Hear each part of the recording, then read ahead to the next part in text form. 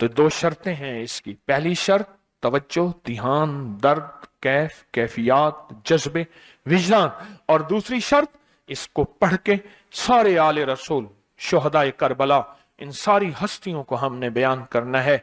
और फिर मोहम्मद कमली वाले को, असहाब रसूल को, यारे गार यारे मजार, उनको हदिया करना है।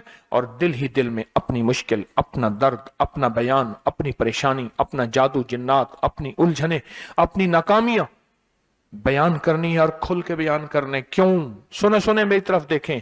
नामुमकिन मेरे आपके लिए अल्लाह के लिए नहीं है, नहीं है, नहीं है, नहीं है, नहीं है, नहीं है। नामुमकिन मेरे आपके लिए है, ये नामुमकिन हो नहीं सकता। अल्लाह के लिए कौन सा नामुमकिन है? इन दो राजों के साथ इस दुआ को पढ़ता हूं, और जिसके लिए पढ़ता हूं शाम से पहले उसका मसला हल हो जाता है। तो इमाम ज़ैनुल आबिदीन को एक शख्स ने देखा, दुआ फरमा रहे हैं, दुआ फरमा रहे हैं, और दुआ में ये कलिमात बार बार पढ़ रहे हैं, बार बार दोहराते हैं, पलट पलट के पढ़ते हैं, लपक लपक के पढ़ते हैं, झुक झुक के पढ़ते हैं, डूब डूब के पढ़ते हैं, टूट टूट के पढ़ते हैं, और गम की कैफियतों से पढ़ते हैं, दिल की गहराइयों से पढ़ते हैं, हाथ उठा के पढ़ते हैं, फिर हाथ ऊपर उठा के पढ़ते हैं, फिर दुआओं में झुक के पढ़ते हैं, फिर उठ के पढ़ते हैं।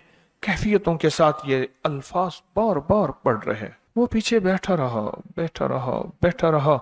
बड़ी देर के बाद, बड़ी देर के बाद वो शख्स उठा और शहंशाहों से अर्ज किया। जब दुआ खत्म हुई तो इमाम ज़ैनुल आबिदीन की बारगाह में अर्ज किया कि आका ये फरमाएं, दुआ तो सारी थी, इन दुआ के इन बोलों को अब बार बार क्यों फरमा रहे थे? तो अजीब बात फरमाई। फरमाया, हदीस में मैंने पढ़ा है, मेरे नाना हजरत मोहम्मद सल्लल्लाहु अलैहि वसल्लम का फरमान है, जो शख्स ये कलिमात पढ़ता है इसका सवाब अल्लाह के यहाँ और कोई नहीं जानता। और एक रिवायत में है कि इसका सवाब इतना है कि फरिश्ते इसके लिखने पे टूट पड़, इंसानों और जिन्नात की नस्लें खत्म हो जाती हैं, पर इसका सवाब खत्म नहीं होता। फरमाया, गौर से सुनिएगा, ये सारा सवाब मैं सारा का सारा अपने नाना की बारगाह में भेज रहा हूं, अपने अब्बा की बारगाह में भेज रहा हूं। हजरत अली इनके अब्बा थे, अब्बा की बारगाह में भेज रहा हूं। ये सारा का सारा फरिश्तों की बारगाह में भेज रहा हूं, और उनकी खिदमत में भेज के कहता हूं कि मेरे लिए दुआ फरमाए। और फरमाए, जब भी मुझे कोई मुश्किल होती है, किसी की कोई मुश्किल होती है, मैं ये पढ़ता हूं और पढ़ता हूं और पढ़ता हूं और पढ़ता हूं और पढ़ता हूं, मेरी मुश्किल टल जाती है। और मैं आज सुबह एक साइल आया था, मजबूर बेकरार था, परेशान था, आज मैं उसके लिए पढ़ रहा हूं, और इंशाल्लाह शाम से पहले उसकी मुश्किल टल जाएगी। और रावी लिखता है कि मैंने फिर साइलों से पूछा, लोगों से पूछा, तहकीक की।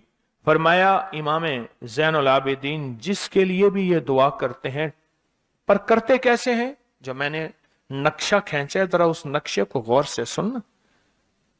करते कैसे हैं?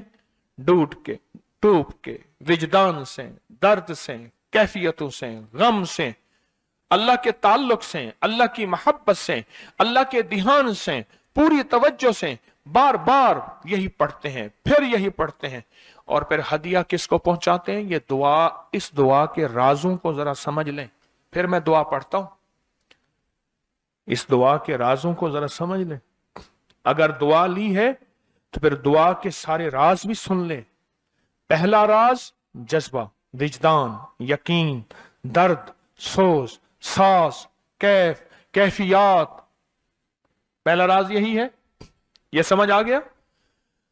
दूसरा राज, इसको पढ़ के अल्लाह उसके हबीब को, सारे फरिश्तों को, आले मोहम्मद को, उनको हदिया करता हूं और उनसे अर्ज करता हूं कि मेरे लिए दुआ फरमाए। ये दूसरा राज है। इन दो राजों के साथ इस दुआ को पढ़ता हूं। आए इमाम ज़ैनुल आबिदीन का तोहफा, और जिनसे पीराने पीर शेख अब्दुल कादिर जिलानी रहमतुल्लाह अलैह ने लिया, और जिनसे फिर 1.25 लाख औलिया और बुजुर्गों और हस्तियों ने लिया, वो पढ़ते हैं। पढ़े मेरे साथ। या रब्बि लकल हम्दु कमा यंबगी बेजलाल वजहिका वाज़ीम सुल्तानिका یا رب لکل حمد کما ینبغی بے جلال وجہ کا وعظیم سلطان کا، یا رب لکل حمد کما ینبغی بے جلال وجہ کا وعظیم سلطان کا۔